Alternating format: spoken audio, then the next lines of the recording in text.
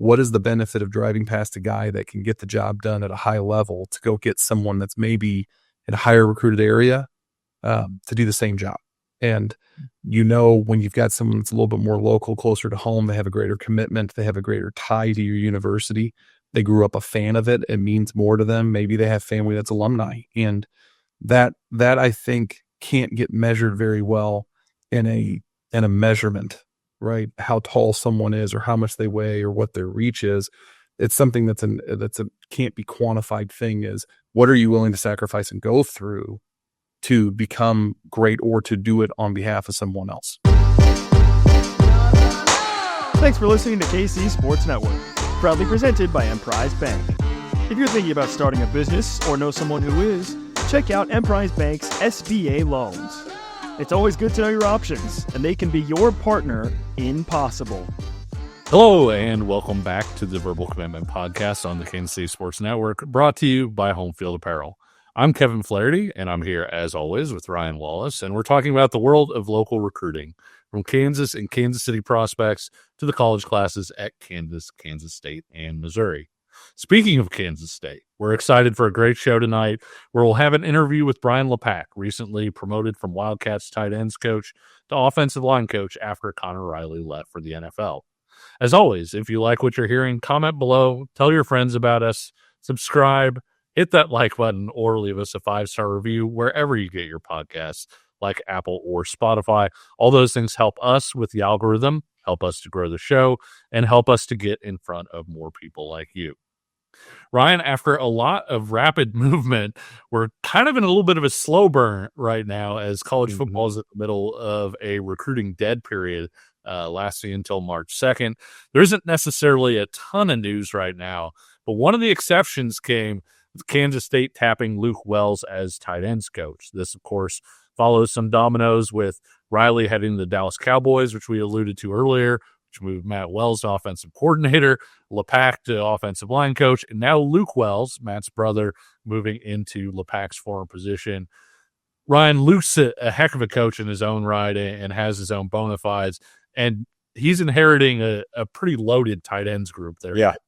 Yeah. I mean, you took that was part one for me was, what an opportunity for him to step into with, obviously everybody's going to talk about Lincoln Cure, but the Garrett Oakleys, what we've seen from Will Ancio, the list goes on and on at that position group. So a great opportunity for him. And, I think for some K-State fans out there, I think there was obviously the question of, is this just happening because his older brother's on staff? And, some folks on social media that are kind of piping off about maybe this being a lazy hire from Kansas State.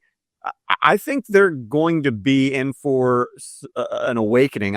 Maybe not a rude awakening, but because as you said, I think Luke Wells is extremely qualified, very high energy, high character guy that's going to walk into that room right away and not only have a familiarity with the offense, right, but know that position really well and comes from a long line of pretty good success. When he was at Iowa State, that was kind of when that program, I think, was starting to gain some momentum. And he went out and won a pretty key recruitment for folks that remember the Big 12 back in, what was it, mid 2000s or late 2000s when he got EJ Bibbs and kept him away from schools like Oklahoma and Oklahoma State that wanted him, ended up being an all Big 12 tight end for the Cyclones. And then he goes to Utah State, and there's that 2018 team that is one of only 3 11-win seasons that Utah State has ever had in their football program history.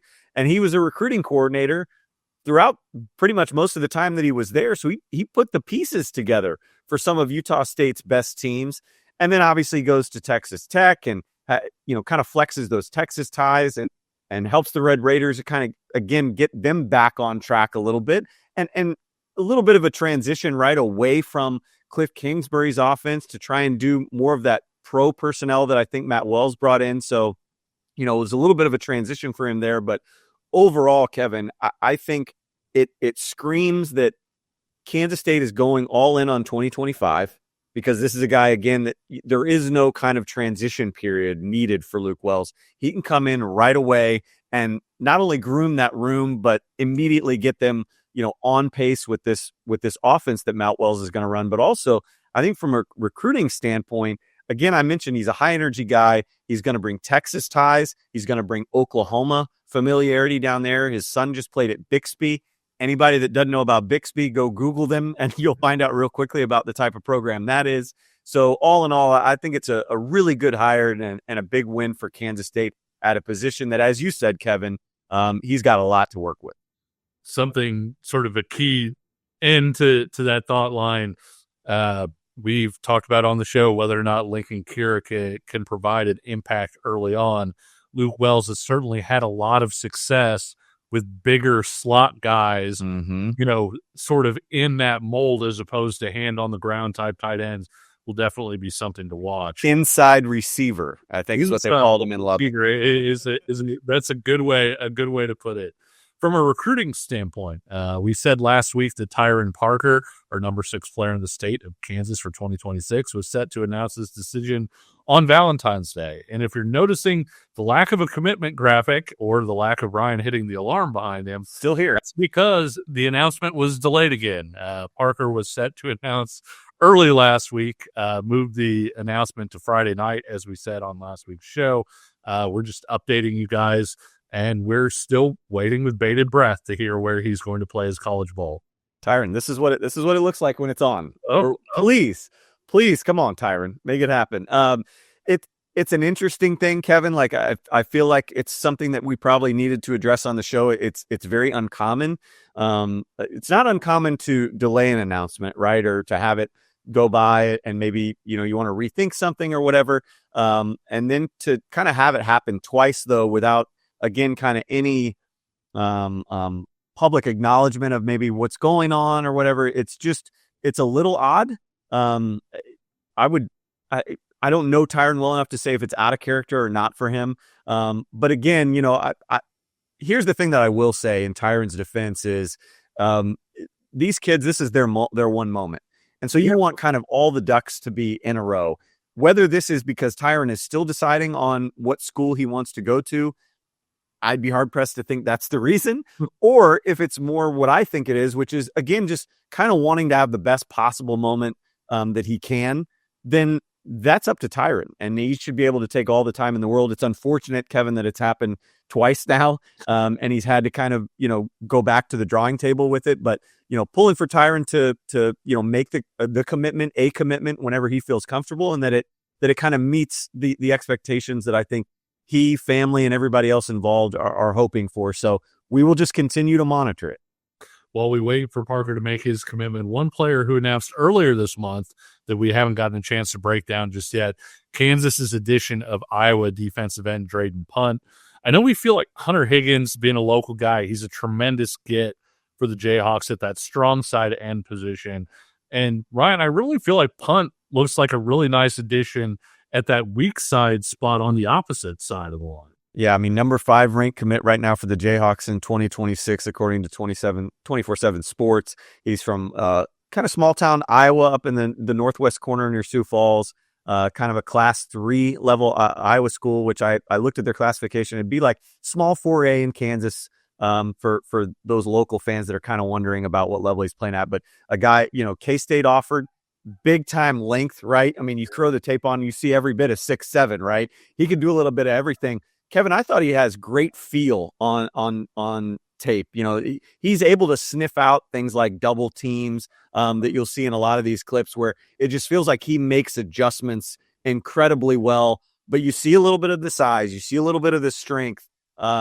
He's going to need to gain weight. He's going to need to adjust some technical things, right? All the fundamental things that Lance Leipold's staff will get him ready for. But if you're just talking about a raw piece of clay, right, I think there's a ton to like here with Drayden Punt. I love this last clip where it's just like, he could pursue the tackler, but it's also like, I'm just going to, again, play assignment sound, and I'll let you try and get around 6'7" wingspan, right? I mean, he just brings a lot to the table. And Kevin, I'll throw it back to you with this. Like when I'm trying to think of comps for him, right? From a Kansas State perspective, a guy like Ian Campbell, maybe it's kind of the longer hair. He wasn't quite as tall as Drayden, but maybe for KU, you go back to like a Charlton Keith. And again, I think Drayden Punt is a little bit taller and longer than even he was. But again, just as a ball of clay, there's so much here for Kansas to be able to work with down the road. Yeah, I absolutely agree. I think that when you're looking at somebody that you project 3 years down the line after time in the weight room, you know the whole thing, writing checks your body can't cash.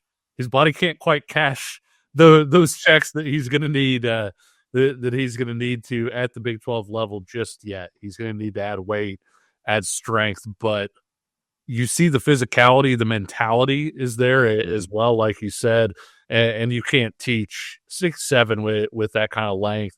Lance Leipold talked, I think this last signing day, about how Kansas really wanted to get longer at the defensive end position. That was after adding Adrian Hawley. I think this is another step in that direction for sure.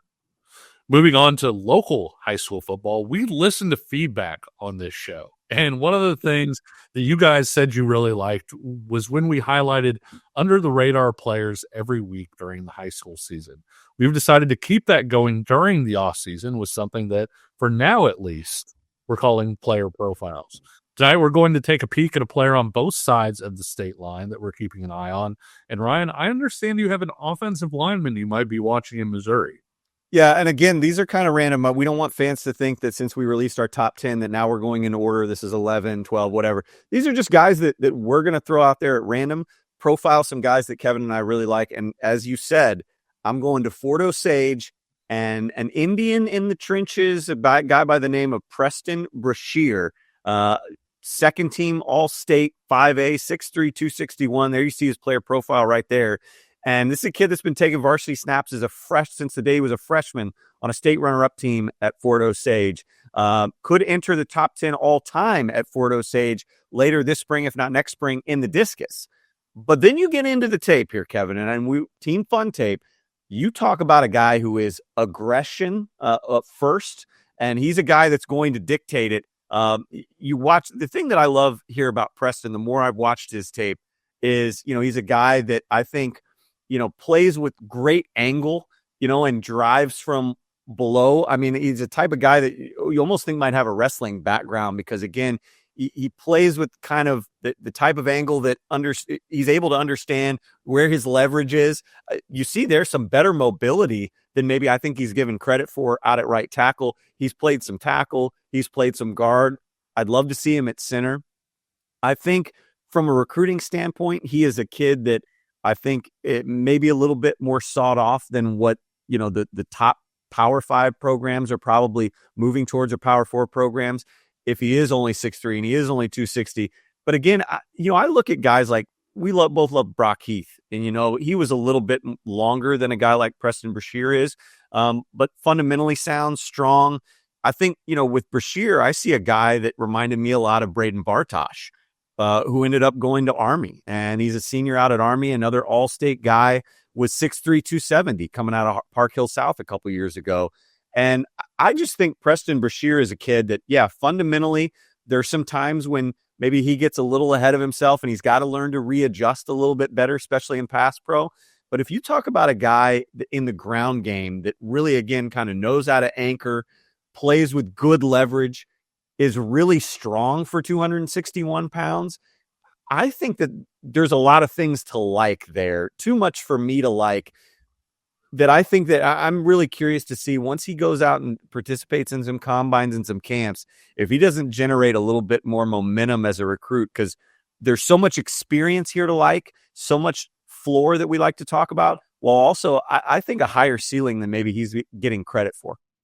Well, flipping to the Sunflower State, I'm going to head down to the Wichita area, where Cape and Mount Carmel coach Weston Sharks might just be suiting up the best linebacker group in the state. They've got a couple 2026s down there to keep an eye on. I really like Mason Collins, who's kind of that rangy outside linebacker safety hybrid, like 6'3", 205, who can really run. But the guy I'd like to point out is his teammate at Cape N, another 2026 linebacker in Cal Purvis. Cal he's a more traditional linebacker with that size at 6'3". He's up around 230, maybe even a little bit more right now. And the thing that's exciting about Cal, Ryan, that I didn't realize until I talked to a friend of the show, James Tabor, his trainer down there in Wichita, is Cal's only played linebacker this past year. He was an offensive lineman who actually played next to his brother, Hank Purvis, offensive lineman now at Purdue. Cal's not as big as Hank is, which is not saying a whole lot because, Hank is an absolute monster. But Cal is also one of the best baseball players in the state. And when you watch him on the football field this year, not only did he make plays at linebacker, like you see, he's got the physicality there. He gets through the gap quickly. But the thing that I think flashes more than you expect is the athleticism. When you see him in pursuit, Ryan, he's here at linebacker in these clips, and you can see him playing sideline to sideline. But the other thing that he did, and remembering that, again, he played on the offensive line previously, he was a running back that had, something like 400 or 600-yard games for Caper this year. And so when you're looking at a guy who's 6'3", 230 with that kind of athleticism, I've had a couple college coaches ask me, do you think this guy could be a fullback? Yes. He could if you wanted him to, with the growth potential and with how tall and big his brother is. Might not be done growing at 6'3" either. But I think when you look at the size and the frame and the body and the physicality, he checks an awful lot of boxes. And Ryan, you're starting to see his recruitment start to heat up a little bit, and schools kind of start to take notice as well. Yeah, I mean, I think that, he strikes me as a player that obviously, like you mentioned, the physicality is there. I think the straight line speed in terms of how he pursues is there. I mean, he tracked down several guys from Wichita East, Robert Hunter being one of them in those two clips. And, I think that sends a statement. For him, it's all going to be about, the overall speed and agility in terms of kind of covering more laterally. His lateral quickness is something that will determine maybe what level he ends up at. And then also from that, then as you were kind of hinting at, what position does he end up at? Is he a linebacker? Can he play a little bit more of that outside linebacker edge guy at 6'3", 230, 240? Or do you just put him as an H-back if you're a team that still runs kind of that more traditional fullback type thing? I think that'll be the question for Cal Purvis. But as we're seeing already in his recruitment and as you saw from the tape, he's a no doubt college player. The question is just now, in the next several months, how high can he ascend in terms of being maybe a Power 4 kid, or is he more Group of 5 or FCS? It'll be interesting to see. And I'm excited to see him in person, Kevin. Yeah, I 100% agree. Coming up, we'll have an interview with Kansas State offensive line coach Brian Lepak. But first, let's chat about our friends over at Home Field Apparel. You may have noticed Kansas weather hit negative double digits this week. And here in Kansas City, we're headed for a 60-degree day on Monday. If you want to show your school spirit, no matter what the temperature is, Home Field has you covered, from T-shirts to joggers to outerwear. Kansas, Kansas State, and Missouri fans all have more than 40 items to choose from. So head over to homefieldapparel.com and use the promo code link below in the description, and you can get 15% off your first order. We'll be right back. Looking for tickets for your next event? Tickets for Less is your #1 source. Save big on every purchase when you use promo code KCSN at ticketsforless.com. Welcome back to the Verbal Commitment Podcast, sponsored by Home Field Apparel. We're joined here by Kansas State offensive line coach Brian Lepak. Coach, thanks for taking the time to talk to us. Yeah, no problem. I appreciate you guys having me on the show. Well, first off, congrats on the promotion. Heading into this season, it feels like a lot of people are really excited about K-State's skill position talent, and with good reason. You have returning quarterback, obviously Dillon's electric, really good wide receivers. But what I want to know, because I'm a trench guy, is what excites you about this group of players in the trenches for the Wildcats? Well, first of all, we have 3 guys on the interior that have pretty significant experience between Sam Heck, Taylor Poitier, and Andrew Leingang. But we've got a lot of other guys that have been in this program for some time that have a lot of ability, haven't maybe necessarily had the chance to showcase all that ability. And in addition to that, we've also had 3 guys that have come in that we expect to help us this season. Coach, I'm excited to see that development and where those guys are at. Coach, I wanted to break the ice here for a second. And for our folks on YouTube, they'll be able to see this. But I'm going to pull this up for our friends at home. We're going to take that back real quick, but that's a picture, folks, listening that aren't able to see, of Coach Lepak, a former offensive lineman, both at Colorado State, but also at Oklahoma. You got your first, I think, kind of action as a Sooner, 2009, like a start at least in the Bedlam game, which is pretty cool. I think your first action at least from what I read, an old Jake Trotter article, you got to go up against Ndamukong Suh. So that was trial by fire, right? Yeah. A little bit. But all that to say, do you feel like maybe you're back at home coaching the offensive line, back in your comfort zone? Yeah, I would say yes, absolutely. Playing it and coaching it was my background. It's how I initially got here, was from coaching offensive line and coming here to help assist Coach Riley and scout opponents, and really from a front seven perspective, from offensive line perspective. And so it's more natural for me. I had this conversation with Coach Kleiman, and one of the things he talked about with my ability as a coach is that sometimes when you're in something that's more natural for you, it's easier to quote ad lib. It's easier to coach off the cuff, to react to something, as opposed to when you're out of your position or out of your general skill group, so to speak. You have to be very black and white. And it's a lot more of, how do you want me to teach this? How do you want me to teach this? How do you want me to teach this? Where when it's your natural position, it's your natural spot, you know what you want to do. You have to maybe consult with some people here and there, but for the most part, you can react to something unexpected very fast. And so for Coach Kleiman's example would be, he's a defensive back guy by nature and trade. If he had to go coach the defensive tackles, all of a sudden he would do whatever somebody else told him to do to coach the defensive tackle. Okay, when you're coaching tight ends, yes, I use my own thought processes. I came up with solutions to problems. But there was a lot of times I was asking coordinator or other people with experience, how do you want me to teach this? And then teach it and then be that. Is that in that sense? Absolutely. Coach, you grew up Claremore, Oklahoma, about 50 miles or so from the Kansas state line. Yeah, not far. Yeah. Obviously, your previous position group and now on the offensive line, we are a local recruiting show. A lot of Kansans in there. When you look at the guys that you got in that tight end room, of course, a new Kansan coming in Lincoln Kira, and along the offensive line, whole bunch of guys there. You mentioned, Heck in there. Got some young guys as well, Caden Massey, Gus Hawkins.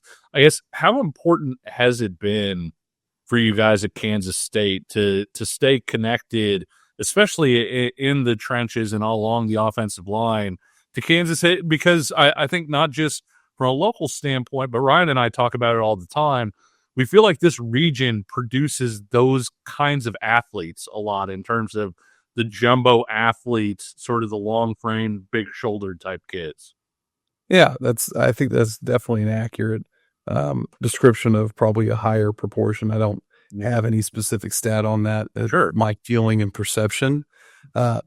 In any position across the board for us, the in-state kids are our top priority, first and foremost. And building a team that was reflective of, we get the very best that we have.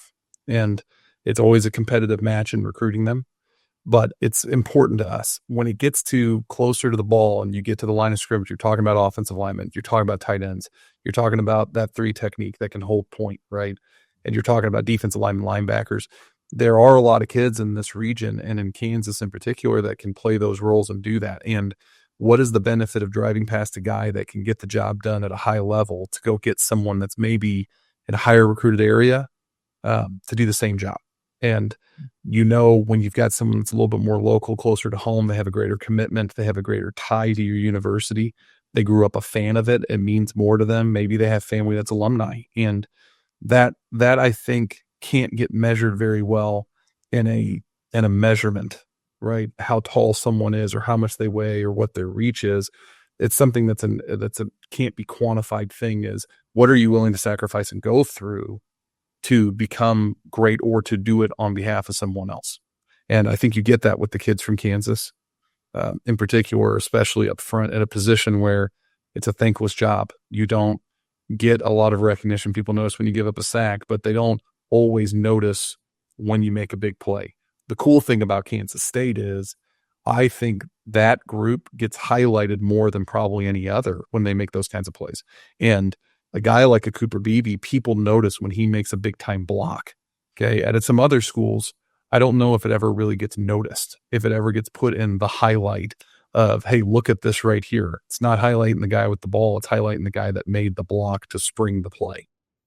Plenty more to come talking about you as a coach and moving forward with this offensive line. But, Kevin brought up the kind of big skill. And so I want to keep it local with a guy that he mentioned in Lincoln Cure, a recruitment that you were very, very much a part of. Describe to the listeners out there, maybe from the coaching perspective, just how emotional of a ride that was for you guys. Was it as emotional of a recruitment as you've kind of ever been a part of? Probably for me personally. I don't know if our entire staff or not. I couldn't answer for them. But for me, Lincoln was one of the first guys for me going through a process of having at a camp and us extending an offer to, and then recruiting all the way through to a signing day. For me, the guys that I signed in the 23 recruiting class with Will Ancio and Andrew Metzger, well, we'd already offered and been recruiting Will Ancio, and Will committed in April of his junior year. And then Andrew Metzger was recruited in the fall of his junior year when we got his second spot in the recruiting class. And so then the next class, we didn't sign anybody at the position. We didn't have a need.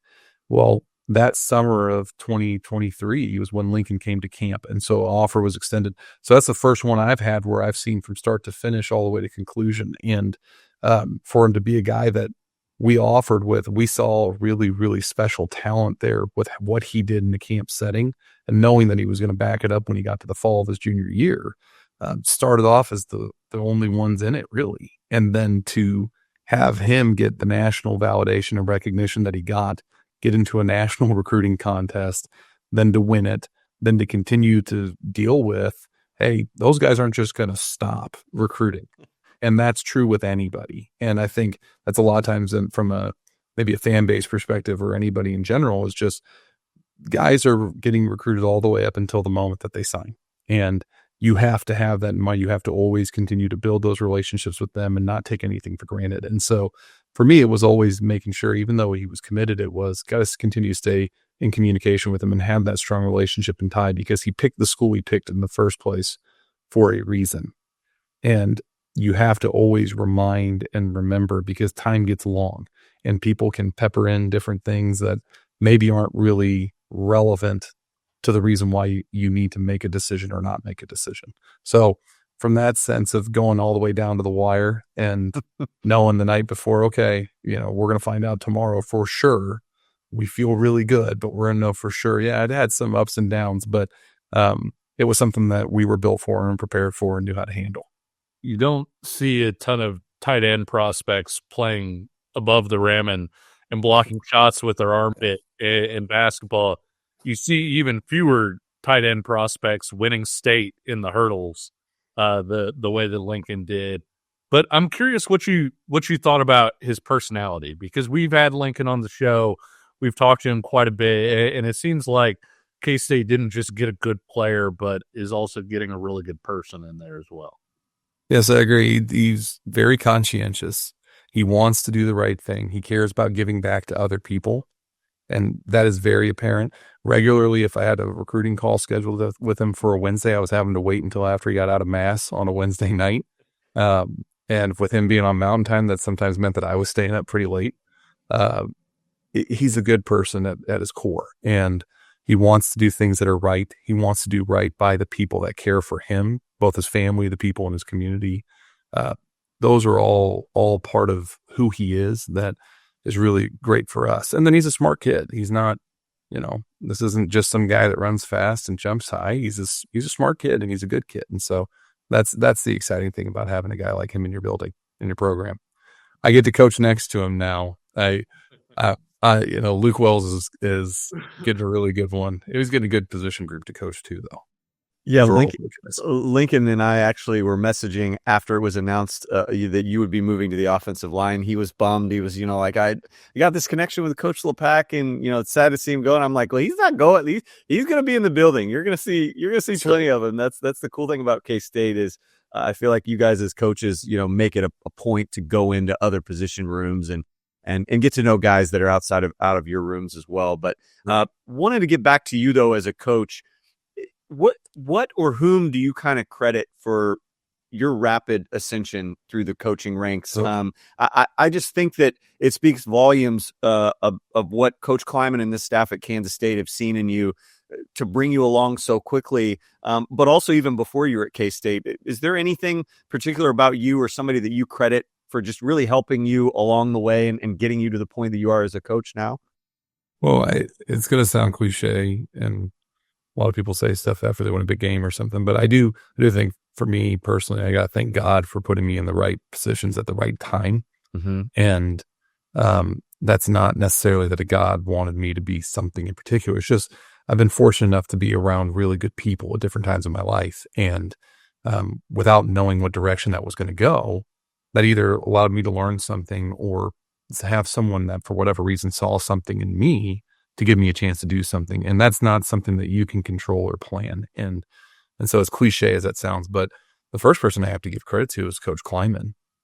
I didn't come to Kansas State with the intention that I was going to be an assistant coach on the staff. I didn't think that's what was going to happen. The context of me getting here was I had taken my first opportunity to get to coach a room on my own. I'd been a graduate assistant for 6 years, 3 years at Indiana, 3 years at Oklahoma, where I learned a lot of really good stuff from great people. Kevin Wilson, our head coach in Indiana, was awesome.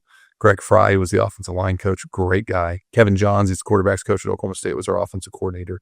They were great foundation that I learned from. And I got to learn again from another set of guys. I went to Oklahoma and Lincoln Riley was there as the head coach. And Bill Beatonbow, an incredible offensive line coach, learned a lot from Bill. But I was the tutor. I was the GA. I was on the side of the room. And so I went and took my opportunity to go to Southern University. And that was the only job that I could get an interview for coming out as a GA. It was Dawson Odoms called me randomly. And so I guess I got to give Dawson a lot of credit for at least getting me a opportunity to coach a room. And I went to Southern, and it was during the COVID time. We had a spring season. We went 5-1. We were very successful. We had a great offense. We had a really good offensive line. We were the entire staff was in position to be there in the fall. And then Coach Odoms got an opportunity to take the head coaching job at Norfolk State. And he made that decision off of what was right for him and his family. He's from the East Coast originally, and took the job at Norfolk State. And so our staff was in a weird place at that time. It was at the end of April. It was the beginning of May of 2021. And as anybody knows, it's not really when head coaching changes normally happen in college football, just as anything during COVID didn't make a lot of sense. And so our staff was very split. We all got offered our positions to go to Norfolk State, but not everybody wanted to leave Louisiana and go to Virginia. And so the staff split on the idea of who was going to stay, who wanted to really go. I was caught in the middle of all of that. We had a significant contingent of our staff that stayed at Southern to ride as an interim head coach, interim positions that we all kind of knew by the end of the fall, unless something really, really dramatic happened, we were going to lose our jobs. And it was at that moment that I was debating whether to stay and ride it out and see what happened or go to Virginia, that I got the opportunity to interview for the quality control position here. And so I saw it as an opportunity to get back to the Power 4 level, to get around something that maybe was more stable, to get closer to family, because I'm from Northeast Oklahoma. My wife is from West Texas, but her parents live in Bartlesville, Oklahoma now. I had 2 kids, right, that were a young age. And so I took this as it made sense financially. I knew the people in the building were going to be good people by reputation, and I could tell from an interview. And so I came here just to do a job. And in the process of doing that, some things broke in a direction that allowed me to step into a promoted position. And it was Coach Kleiman that saw that from the work I was doing while I was here. But there wasn't ever in my mind that, man, I'm placing myself at Kansas State and it's going to lead to this next thing and that. It was just, man, here's my situation. I'm going to take an effective pay cut to go to Virginia because it's so much more expensive, and I'm going to finance the move by myself. And I'm the dumb lawyer that decided to be a football coach with 2 little kids, right? And a wife that met me when I was in law school, and I'm going to have to explain that. Or I'm going to stay in Louisiana. We're probably all going to get fired after the season. Or I can go to Manhattan, Kansas, and go work for some really good people and just see what happens. And that's what I did. And so it's a long way of answering your question of like who to credit. I have to credit Coach Kleiman, because I didn't think I was auditioning for a job or that I was interviewing for a job. I was just working as hard as I could and doing the best job I could so that we could be successful. And he saw whatever potential in me that he thought that I was worth giving a shot to be the tight ends coach. And it's kind of been that since there. Obviously, you're going to coach offensive line the way you coach offensive line. But is there something from Connor Riley that you can kind of take and apply that you say, hey, I really like the way that he did this. This is something that I'd like to carry over? Absolutely. Well, first of all, I think, just coming in the position that I originally had, there's a lot of overlap fundamentally from things that Connor taught, perspectives he had. I learned a lot about how to view the game from a run game perspective from him that I hadn't necessarily been exposed to in my career prior to that. My career prior to that at Indiana and at Oklahoma were higher tempo spread offenses. And when you learn to see the game that way, maybe condensing the picture and putting more backs in the backfield and thinking in those terms, having more run schemes wasn't necessarily something that I wouldn't say I didn't know what to do, but it wasn't something that I wasn't schooled up on some of the finer points. Connor can talk about how to run based off what the coverage is, what run play and what scheme to get to. And I've learned a ton from sitting in the room with him and game planning, once from being the QC, working with the offensive line a lot, and then from sitting in the tight ends chair. Man, I understood a lot of why Connor was game planning stuff, why he was putting it in the run game. And I learned tremendously from him on that regard.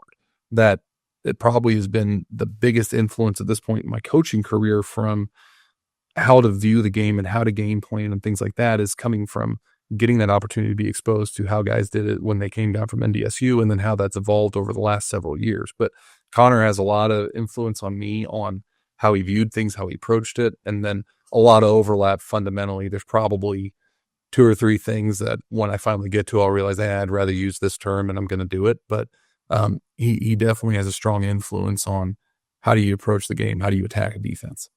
From your scouting eye, thinking about offensive linemen, I mean, obviously you always want to talk about, size and strength and length, but is there kind of an uncommon trait or an element to offensive linemen that you kind of love when you're scouting and is kind of like a pro for you or a positive in somebody's corner? Yeah. So a lot of guys talk about bend. Can you bend? Are you flexible in your hips? Can you drop down? If the guy's too stiff in his hips and his ankles, he's going to have a hard time being able to deliver power, right, when he goes to block, because he's not grounded. So he can't transfer whatever strength he has through his feet, through the ground, through his hips, and into the defender, right? And so I always like to look at bend, and I think a very natural thing that you talk about is, can you drop your anchor, thinking that there's an anchor between your legs that pulls you down. And so seeing a guy that just naturally understands the idea that if someone shoves them, that they got to pop their feet underneath them and refit, things like that, I think that's always like a little bit of a trick. And then I like to think of guys the way they're built as, are they like a big box, right? And as weird as that sounds, there's some guys that are so, yes, they may be checking the boxes of they're tall and they have length and all that stuff, but they're not proportional in their frame. Maybe they're too long in the torso or something, or they're not compact enough in a way that they can handle someone trying to run through them. And most of the game is absorbing a contact, handling it, and then having the power to move them out of it. So those are the kinds of things I look for that maybe is uncommon, or maybe something that people don't talk about, like people talk about foot speed, right? Everybody wants foot speed, right? But those things, I would say, probably being able to sink an anchor under someone and then having that kind of natural girthiness to you. We've talked on the show before about K-State's offensive line, defensive line camp, and how unique that really is, even compared to other offensive line, defensive line camps in terms of scale, but also, also how competitive it is, and sort of the crucible that you put those players through.